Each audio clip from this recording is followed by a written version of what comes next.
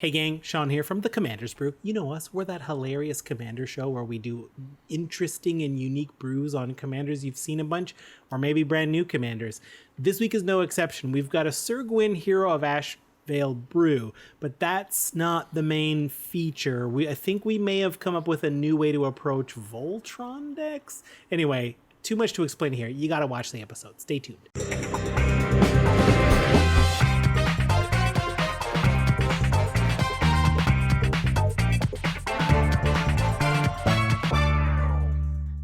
Okay, here we are. It's Syr Gwyn, Hero of Ashvale. It's a brand new deck from us here. Sean, what are we looking at here? So let me just tell you what Syr Gwyn's all about, just so that you're not in the dark about that. Syr Gwyn was that brawl. They came out with 4 brawl decks.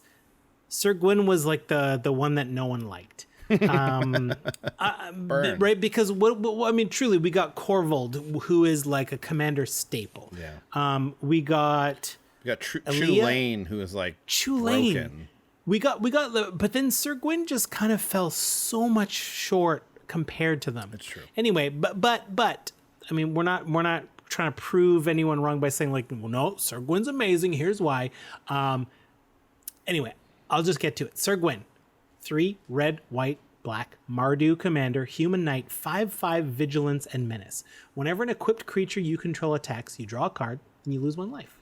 A little bit of card draw in Mardu, we like that. And also equipment you control have equip knight for 0. So obviously this is pushing us to a bit of a knight's brew and a bit of an equipment brew. Let's set the scene. Andy, do you remember the inspiration for the name Voltron? Do you remember the cartoon this is based on? Yes, yeah. I remember the kids and the cats. Right. So how would you describe what Voltron is from the cartoon? If you're like, this cartoon is about what? It's about 5 members of a team having their own individual like strength / vehicle, vehicle that all forms into one giant robot cat that fight. Oh, no, actually the giant robot's not a cat. He just fights. And that giant robot is way stronger than the parts. That's kind of the climax. And in Magic, we refer to Voltron, but we've been using it all wrong. When we say Voltron in Commander, we just say like, oh, I put a bunch of equipment on my Commander. I've got 1 creature. That's not what Voltron was. Voltron wasn't already a cat who picked up 3 swords and was still a cat. Sure. Voltron, like you need to become something different when you Voltron, right? So like we've been doing Voltron all wrong. So here is the inspiration. We came up with the idea of lieutenant commanders. I know lieutenant already exists. That's just the name I've been using. Well, to be fair, lieutenant commander also exists. It's Data and Worf. Right, a couple different lieutenant commanders there. Yes, they are lieutenant commanders. Oh, if we were still doing top 10s, we should do top 10 lieutenant commanders. Yeah. Okay, but and so the inspiration was Syr Gwyn kind of points you to Mardu, points you to equipment. But recently, we've had a lot of Boros commanders that kind of want to do equipment or artifacts.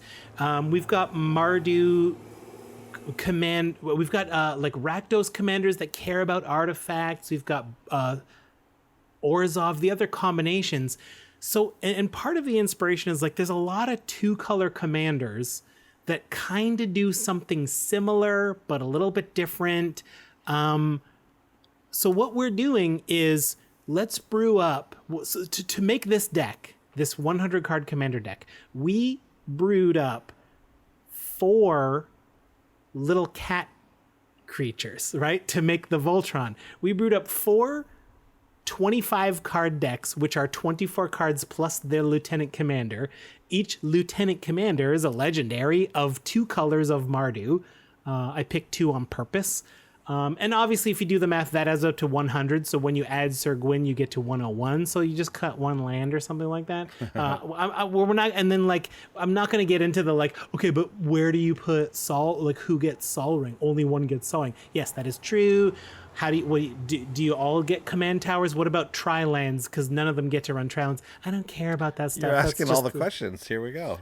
But that's the like those kind of questions. Don't worry about those. Okay, we're gonna end up with a 100 card deck. But here's what's cool about brewing a 24 card deck. Here's the math. You probably want 9 lands in each deck. 9 times 4 gives you 36. That's pretty good for a commander deck, right? You know, you go up or down by 1 or 2, who cares? Dealer's choice. But 9 out of 24, and then we're going to do 6 of that 24 are just going to be mana rocks removal, right? Some kind of ramp, some kind of removal, maybe 2, 2, and 2. 2 ramp, 2 card draw, 2 removal. Those are your vegetables. You got 6 of those. When you multiply those by 4, you get 8, 8, and 8, which was the standard brewing math for a long time. A lot of people would say is just put 8 card draw, put 8 removal, put 8 ramp, and then the rest is your deck. So that already gets us a check mark on like we're doing okay. And that leaves you with 9 cards. So but after your lands, your lieutenant commander is off to the side. You have 9 actual cards you have to pick for this little Voltron mini 20 lieutenant commander deck. And I got to tell you, it makes brewing so easy when you're just like, I just need 9 cards that do what I want this lieutenant commander to do. No problem. The key is your 4 lieutenant commanders have to overlap enough that when you mash them together into the true Voltron of Syr Gwyn, it actually works together. Right. Okay. Does that make sense? That Any makes questions? sense, totally. I will say, this is not a question because I do understand what you said. You explained it very well. But when you mentioned it to me just in offhand when we were talking originally about what we're going to do for this episode, I thought you meant you were going to take 4 mini decks and then you can smash any 2 of them together to make a full deck. So I thought you were talking about making like essentially 50 card decks, and then that way it's like, okay, well, which version of this do I want this week? Oh, I'll take the X and the Y one, and then next week, oh, I'll take the Z and the W. That is definitely doable. We talked about that in the Discord as a fun way to like sort of jump start it a little bit, right? Yeah. Again, you still would want them to overlap, and you know, Sure, I mean, maybe check out Lost Cards, and we'll give you some more tips on that. You know, Lost Cards comes out related to this. It'll be a little bit different because we're talking about Lieutenant Commander decks, but we got something planned for you. But what do you say we get into the Lieutenant Commanders, aka the neat moves? Working on a neat moves. We're just going to take a second to handle a little bit of business. And the main point is, thanks for watching. If you want to see more of our comedic takes and offbeat decks, consider subscribing to our channel and hitting that bell to make sure you don't miss anything. And if you're loving our stuff and want to support further, the best way is to head over to patreon.com/commandersbrew. Find out how our generous patrons keep our show growing and how you can get in on the brewing action too through our Discord. Or, if you'd rather, just hang out and play some games with like-minded Commander players. Now, let's get back to those neat moves. Okay, the Lieutenant Commanders. Again, we've mentioned Data, we've mentioned Worf. I can't remember if Geordie ever got up there, but... I don't know. I don't know. Maybe, I don't think so. But anyways. So the 4 commanders, we've got 2 Boros, a Rakdos, and an Orzhov. I couldn't do 4 Boros because then I'd have no black cards in it. I'm not going to go over all 9 of the cards because I don't need to. I'm not going to go over all the removal and all the mana rocks and all the ramp, which one gets Sol Ring, but I'll go over a bunch. But they all need to overlap in a way that kind of supports Syr Gwyn or supports each other. So if I get a Lieutenant Commander show up in the deck, I'm like, great. They're going to sort of like lead the show for a little while. And Syr Gwyn can also help for sure. Nice. The first one is a Kiri Fearless Warrior. No, Fearless Voyager. Fearless Voyager, my mistake. Oops. What did I do there? I lost the card. Yeah, I know. Because I you typed it in Warrior. wrong. I'll read it. Akiri Fearless Voyager is 1 red-white for the legendary Core Warrior, 3/3. Whenever you attack a player with 1 or more equipped creatures, draw a card. And you can pay white, and you may unattach an equipment from a creature you control. If you do, tap that creature, and it gains indestructible until end of turn. So this is great. So it's leaning us towards equipment. I want to attack. So already I know I want cheap equipment and I want good cheap attackers. That's my 9, right? Like I got to come up with go. 9 cards within that, right? So Andy, give us a couple of these equipments. Okay. Is this part of the 9 or these the These 9? are the 9. We're Okay, going to amazing. take these Lieutenant Commander at a time. So this is only the Kiri Lieutenant Commander for now. Okay, we have Gold Vein Pick is one of them. Gold Vein Pick is 2 mana for an equipment, obviously. An equipped creature gets +1/+1. It has equip 1, and it says whenever equipped creature deals combat damage to a player, create a treasure token. This also kind of counts as ramp a little bit. So that's Always pretty nice sweet. when you can get this. I'll make this point now. When you're brewing such a tiny deck, finding a removal spell that also plays into your theme is so much better. Yeah, absolutely. Here we also have Fiend Lash, 1 and a red for an equipment that says equipped creature gets +2/+0 and has reach, and it equips for 2 and a red, and it says whenever equipped creature is dealt damage, it deals damage equal to its power to target player or planeswalker. This would have been good in last week's deck also. I think so. You can't block this creature, right? Right. Because I'll do my damage somehow. I'll deal it to you, or if you block, it'll take damage, and I'll deal that damage somewhere else anyway. So great. This is cool. Here's a couple examples of equipment. We need creatures that can attack, that wear equipment well. How about Danitha, Capuchin, Paragon? 2 and a white for a 2/2. First strike, vigilance, lifelink. I'm happy to suit up someone with that many stats, but also auras and equipments cost 1 less to cast. Great. Thank you, Danitha. What about Toggo, Goblin Weaponsmith? 2 and a red for a legendary Goblin Artificer. 2/2. Whenever a land enters the battlefield, you make a rock equipment creature, and the rock has Not equipment creature, but it's an equipment. equipment. Sorry, Yeah. and you can equip a creature for 1, and that creature now has 1 tap, sacrifice rock. This creature deals 2 damage to any target. So here's a creature that can attack, who can wear equipment, who also makes more equipment for us to help us with our whole theme. Love it. Where did I go? Yeah, Andy, take this last one. Oh, this is Toralf, God of Fury. Mm-hmm. Really good red card. Really versatile. 2 red. It's a god. It's a 5/4 with trample. And it says whenever a creature or planeswalker an opponent controls is dealt excess non-combat damage, Toralf deals damage equal to the excess to any target other than that permanent. So big creatures work really well with Toralf. That's what I mean by saying it's versatile. You put it in any kind of deck that's doing that.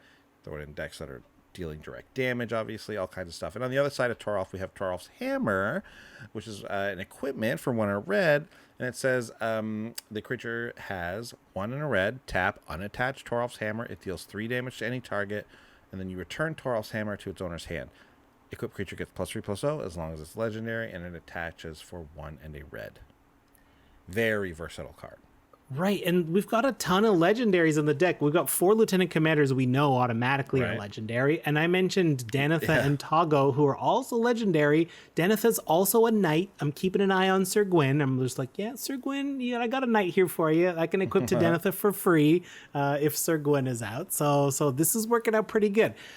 9 cards. That was it. We're done. We got 1 down. That was so easy to brew. I'm telling you. I love this method. Andy, who's our second Lieutenant Commander? Brina, Demagogue. Brina is 1 white black for the legendary bird warlock. 1/3 flying. Whenever a player attacks one of your opponents, if that opponent has more life than another of your opponents, that attacking player draws a card, and you put 2 +++ counters on a creature you control. So There's a lot of text there. This card is always very confusing to me, but it is actually a relative, like, in practice, it's pretty simple when you see it happening. But when you Yes. read it, I always need this card read to me like 3 or 4 times. who are you attacking? As long as you're not attacking, so you can't be attacking me, Right. the person with Brina. So if you're attacking someone else and they do not have the lowest life total, if they have the lowest life total out of your opponents, nothing happens. So as long as it's not that person, the attacker draws a card and I get +1/+1 counters. Right, so as long as the attacker is not attacking the person with the lowest life total. Right. Or is it that they don't have the lowest life total? No, you're right. It's the first version. Yeah. It's the first version. Yeah. So just don't attack the person with the lowest life, and then you're good. So we've got a Kiri who's doing a little tight equipment and attacking package. We got Brina. Brina's little focused Lieutenant Commander deck is all about combat politics. We want to encourage attacking. We want more attacking to happen, and we want people to attack other people instead of us, to do our jobs for us. So this is 9 cards, 9 little political cards, and I'm still going to squeeze in an equipment. I definitely want equipment because I'm thinking of the big picture. Syr Gwyn needs some equipment, so I'm going to sneak an equipment in if I can, and I'm keeping an eye out for knights. So, I mean, I love this card. Nils, Discipline Enforcer, 2 and a white, legendary human cleric, 2/2, another legendary, I might add. At the beginning of your end step, for each player, put a +1/+1 counter on to 1 target creature that player controls. Each creature with 1 or more counters on it can't attack you or planeswalkers you control unless their controller pays X, where X is the number of counters on that creature. That creature, you get a little propaganda for that creature only. So I can put counters on your most feared creatures so that those creatures have to pay to attack me, but it's free for them to attack others. Brina likes the combat politics. Card, yeah. Yeah. And then similar, we've had this card for a while, Orzhov Advocus, 2 and a white, Human Advisor 1/4. At the beginning of your upkeep, Nils was your end step. So Advocus has to make it around the table. Each player gets to put 2 +1/+1 counters on their own creature. And if they do, that's like they're signing a deal where they can't attack you or planeswalkers you control until your next turn. So if you have both of them together, you might as well go nuts, just because they can't attack you anyway unless they decline the counters. Great for Brina. Great for this kind of little combat politics one. And I said we wanted to sneak in some equipment because Syr Gwyn wants it, but there just so happens to be politic equipment. Andy, who do we got? Bloodthirsty Blade is the 2 mana equipment. Equipped creature gets +2/+0 and is goaded. Which means it attacks each combat if able and attacks a player other than you if able. Then we have, and then it has pay 1, attach Bloodthirsty Blade to target creature an opponent controls. You can only do that as a sorcery. So that's only an ability that you can do, right? Right. Because you control Bloodthirsty Blade. So when you put it on someone else, you still control it, so you can move it around if you want. And then we also have Assault Suit, which is like real classic one. 4 mana for the equipment. Equipped creature gets +2/+2, has haste, but can't attack you or a planeswalker you control, and it can't be sacrificed, which is interesting. At the beginning of each opponent's upkeep, you may have that player gain control of equipped creature until end of turn. If you do, untap it, and it equips for 3. This is great. I don't mind equipping. Maybe I'll equip a Kiri with this, give it to an opponent. They get to draw a card off of it, as long as they're not running white and they can't like unequip it or something like that. Yeah. Politic equipment. It fits everything. That's our 9. I had a thought, and it's not super related to anything that's going on here, but it was about back at Nils, Discipline Enforcer. Sure. Very cool card. Very dangerous card, though, because when Nils is gone, you've just beefed up your opponent's teams. Yes. And ideally, you can protect him somehow, and he stays around, and they just they attack each other enough so that now you can finish the blow, right? But there is that thing of like, oh man, if he gets killed, I just pump the teams. When will we? This is like a rhetorical question, but I wonder when we will get the creature that comes down and creates like a token, like enchantment or maybe even an emblem, where it just has that ability. Like Nils comes down, makes a propaganda essentially. Do you know what I mean? Like I wonder when we're going to see that. Anyways, again, not really related. Just wanted to get that in before it's actually created, so that way when that card is created, we can all go, Andy thought of it first. There you go. If that's what M. Bison does, then we can say... There you go, yeah. That's what Guile's going to do. That's what Sonic Boom is. Okay, anyways, didn't mean to derail you. Let's get back on the track here. That's our politics, right? That's I didn't go over all 9 of the cards, but again, so easy to brew, and it does go with the Kiri half, right? I like to imagine if I'm just playing this deck as a mini commander deck, just 25 cards, that could be a super fun way to have a quick commander game. 25 cards. You'd have to have like 10 life or something. You'd have to like really adjust it. But like, it would be, but it would work. And then maximum hand size is 4. Sure. Just everything's half. Yeah. Great. Let's move on to our Rakdos commander, who is Karakazar, the Eye Tyrant. Brand new. Karazakar. Could have done a whole deck on this. Brand new Adventures of the Forgotten Realms commander. 3 black, red, legendary beholder, 5/5. Whenever you attack a player, tap target creature that player controls and goad it. Whenever an opponent attacks another one of your opponents, you and the attacking player each draw a card and lose 1 life. You could say that this is kind of also politics, but the focus of this 25 card Lieutenant Commander deck is goading. This is all about goading and attacking and just like creatures that attack well, that goad things, spells that goad. That's what we want to do. I still want to sneak an equipment in. I still want a knight or two. Just if I can find one that fits, I want to lean towards that. For Syr Gwyn, I've got my eye on the prize, going to Syr Gwyn. But Brina and like if I get some of Brina's cards with Karazakar, great. If I get a Kiri with this and everyone's goaded, now they're all tapped, so I can attack in much easier, right? Like that's still good.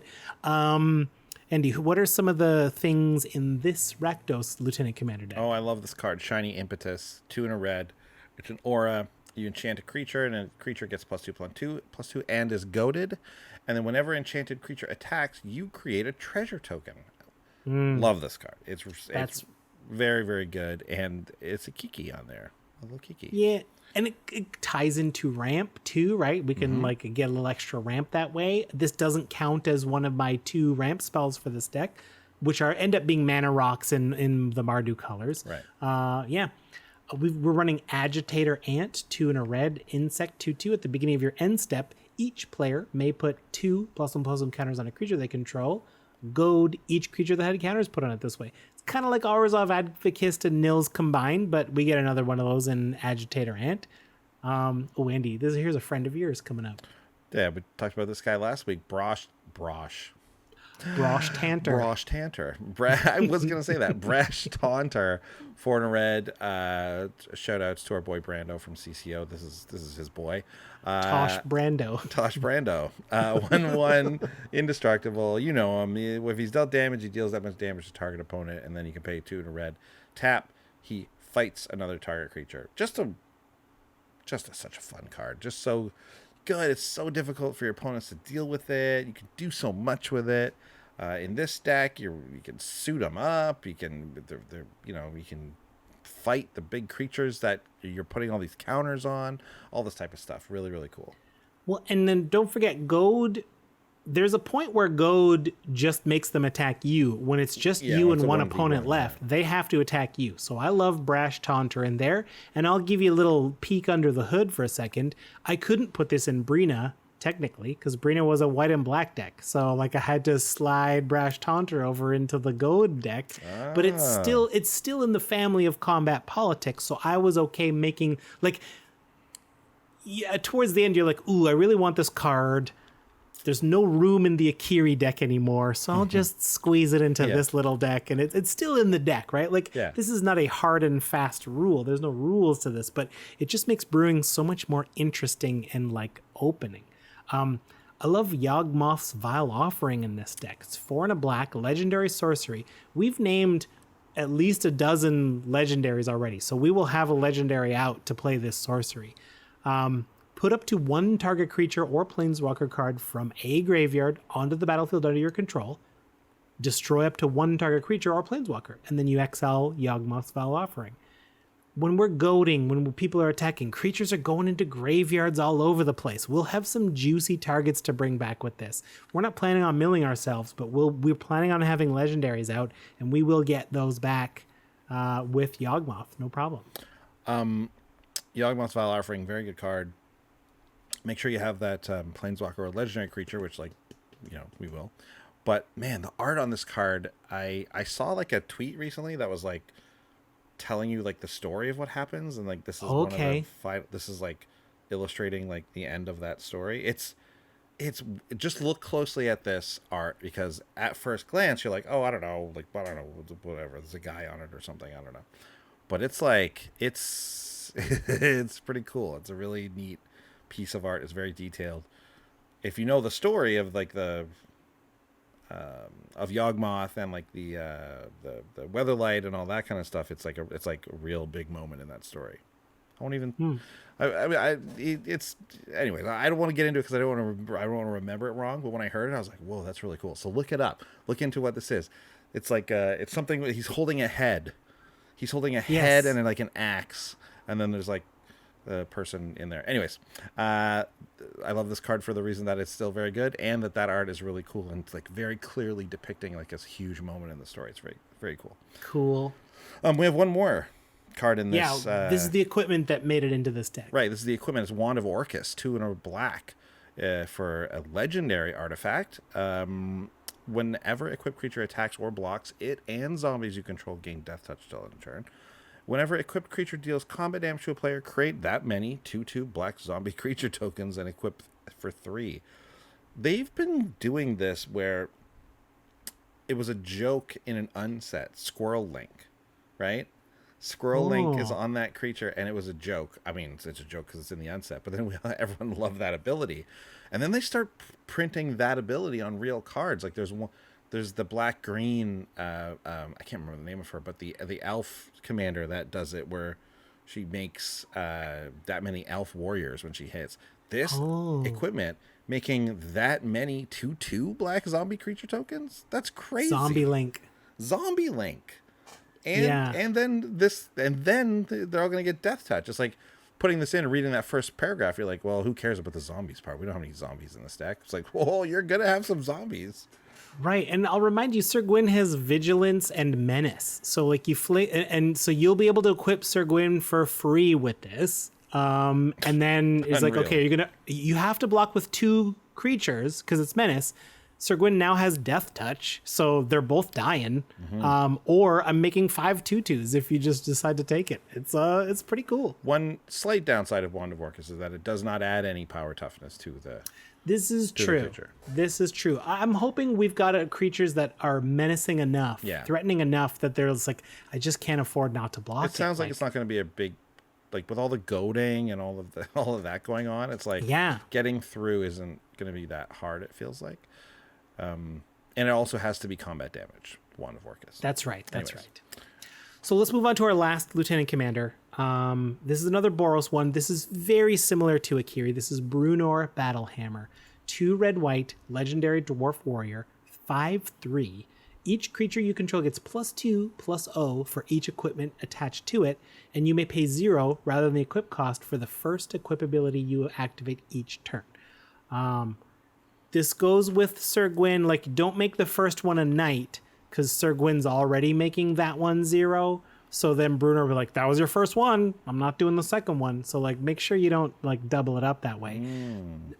This is also very similar to a Kiri. We want a healthy amount of people who attack well and equipment. Now the trap is we cannot think of these lieutenant commanders as if we have them in the command zone. Right. So, for example, I'm going to highlight one card here. Colossus Hammer is that 1 mana artifact that equips for 8. It gets +10/+10. We're not running that card in this deck because that's amazing with Brunor, but if we don't have Brunor, this is the worst. I mean, I could put it on a knight with Syr Gwyn. That there is a little corner case there, but this deck isn't all knights. Right. So there's a lot of times where I'm just like, I just don't want this card. I don't want to see this card. This deck goes to bed at like 11:30. Yeah. It's not all nights. It's not all night. It's Tuesdays, time with Wednesdays, and okay, yes, Fridays. But not all nights. Not all nights. Thursdays, no. No. Mondays, no. So, okay, great example of like how not to brew one of these. We don't want to have cards that are only good with this specific lieutenant commander because we are bending the rules and we're just thinking of it that way. We don't actually have them in the command zone.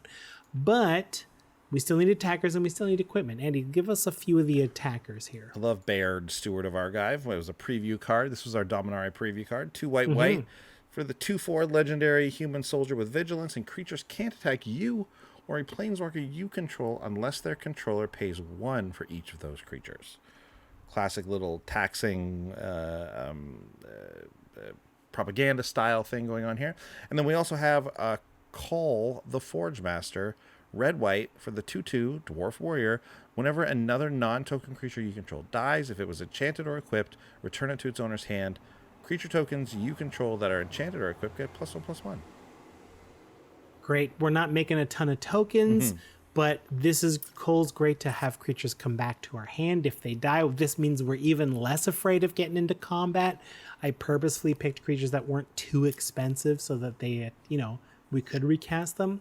And of course, we got some equipment that just, Loxodon and Warhammer, great equipment. EDH staple, 3 mana equipment, equips for 3, +3/+0, trample and lifelink.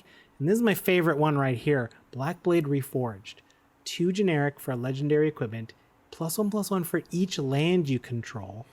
It equips a legendary creature for 3. We've got so many legendaries we're going to be wearing for 3, but it also equips for 7. Well, here's one. I don't mind if Brunor shows up. It's like, hey, Brunor, can you give this Blackblade Reforged to someone who's not legendary? It's like, I got you covered. No problem. This one's on me. I love it. So like, it's so fun to like look at these cards. Like Blackblade has to be in the Brunor one, because Brunor does work with both facets of it, right? Unlike Colossus Hammer, where like I don't mind if Blackblade shows up without Brunor, but if Brunor's here, it gets even better. Right. Yeah, that's what you want. You want that bonus. You don't want to be fully just building around things that only work with the lieutenants.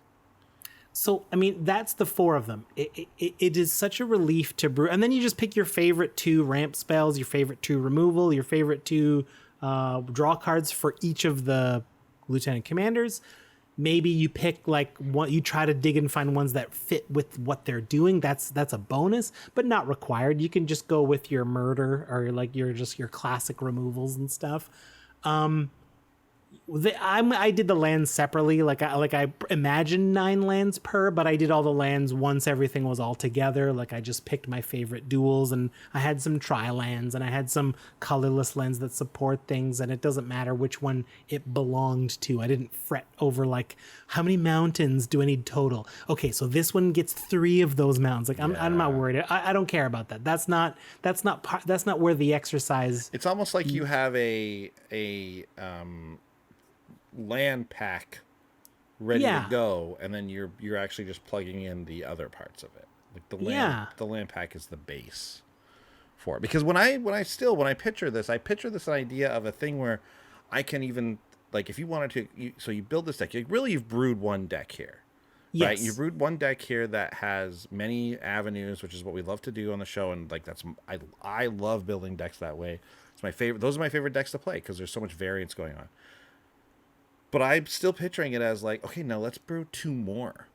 And then when you sit down to play, let's figure out which ones we do. So let's brew another black-white one, and let's brew another black-red one. And then we can mix and match. Same thing, under the same commander. And then, again, lands stay the same.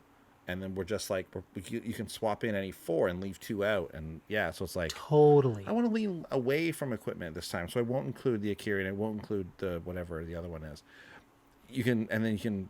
I would love to try that out. I think that's an interesting way of doing it. Well, I mean, I'll go into more details on that on Lost Cards. Check out Lost Cards on this deck. But to summarize, this is a really fun way to brew. It's so easy to come up with 9 focused cards. It's hard when you're just like, I don't know, there's too many options. It's like, I only need 9. I know I need a few creatures. I know I need a few equipment. Boom, you're done. Like, it's so easy. If it says goad, it's in. so like, that's basically it.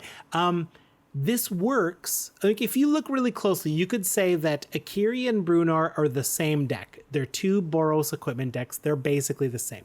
You could argue that Brina and Karazakar are the same decks. They're both goady, politicky, attacky decks. Okay, that's fine. So is this 4 little decks, or is this really 2 little decks, right? Like, it doesn't matter. The takeaway I want to leave with you is they have to overlap significantly. All 4 of these decks want combat to happen. Combat is very Mardu, so it's easy to do that with. There's a lot of nuanced 2-color commanders that kind of overlap. Lots of ways to go. This doesn't work if you were to be like, okay, I want to do Naya, and the green-white one is all +1/+1 counters, and the white-red one is all equipment. Yeah. Then it's just like, I mean, they kind of overlap in that big creatures wear equipment even better, but we lose a lot of the synergy there. You want to you really need to make sure there's significant overlap, because as you mentioned, this deck, I tested this deck out a bunch, and it's like, it plays out different but fun every time. It's like, oh, I got most of my goad stuff going. This is very different. Or there's like, this is a Kiri and just a bunch of attackers. Like that's how this game is playing out. It's super fun. I love it. I mean, it's kind of a way. I love it when decks that you brew end up like this. You know what I mean? Like, you don't necessarily always start out brewing this way, but I do love it when my decks end up kind of this thing where it's like, well, if we found this package of cards, it's great, and if we found this little package, it's great, but they really work well together. So like any version of this deck you end up playing ends up really, really fun, and it can be different every time you play it. Oh yeah, I mean, I'm so excited about this idea. I know I'm going over on time a little bit, but like, I knew one of the Boros decks was going to get the Runed Crown and the Runes package.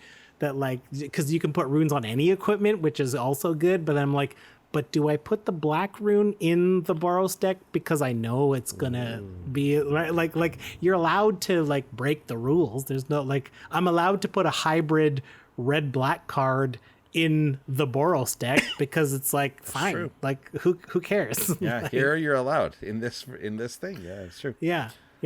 Anyway, let's thank the Discord helpers.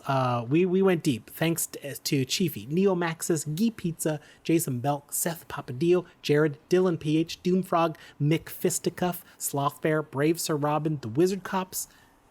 It goes fast. There's lots of you in there. If I missed you this time, I apologize deeply. I'll get you next time. But let's move on to the budget report.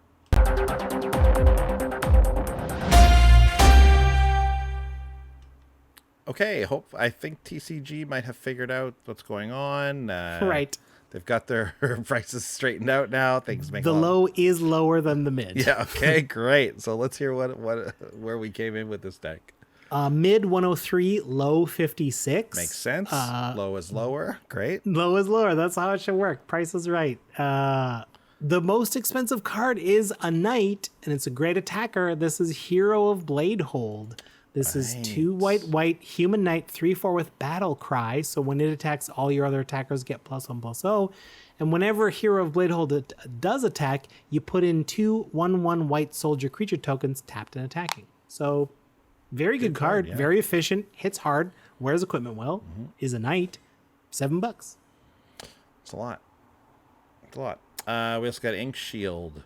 This is a good card. 3 white black. It's an instant. Is it from Strixhaven or is it from the Commander decks? It's from the Strixhaven Commander decks. Right. So prevent all combat. No, it's from which is Commander 2021 officially. Yes, it's weird. I can't keep track. Yes, it is.